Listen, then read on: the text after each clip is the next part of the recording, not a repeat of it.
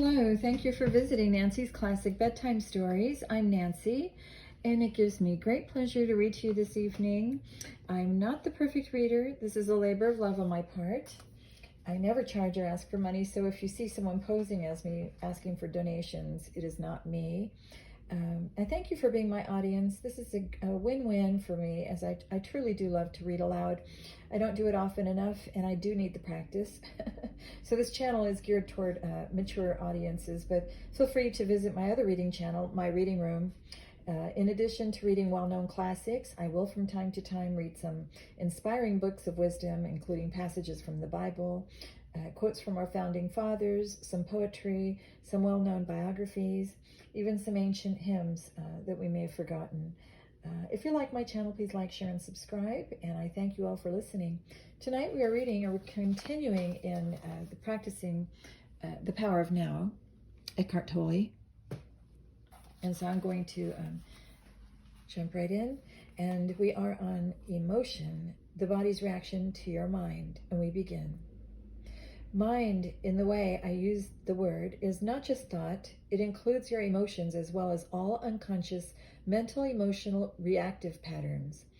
Emotion arises at the place where mind and body meet. It is the body's reaction to your mind, or you might say a reflection of your mind in the body.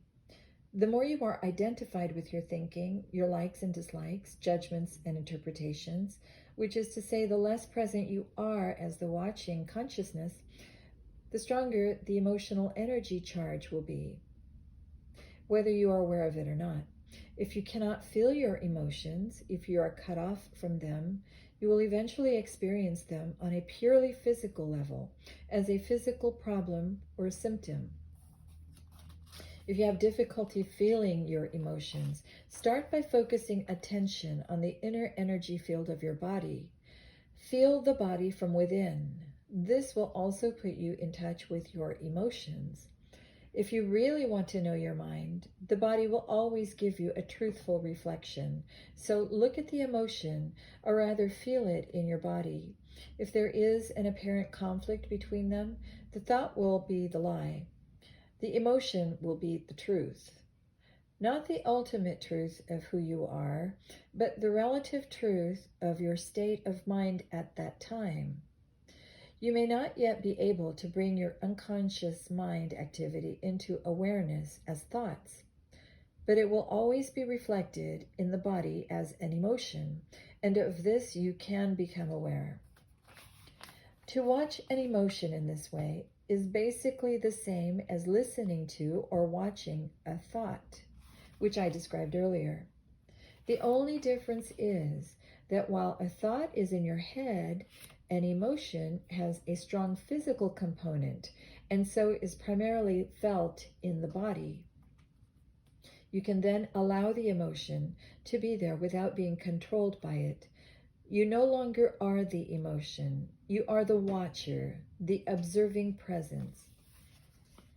If you practice this, all that is unconscious in you will be brought into the light of consciousness.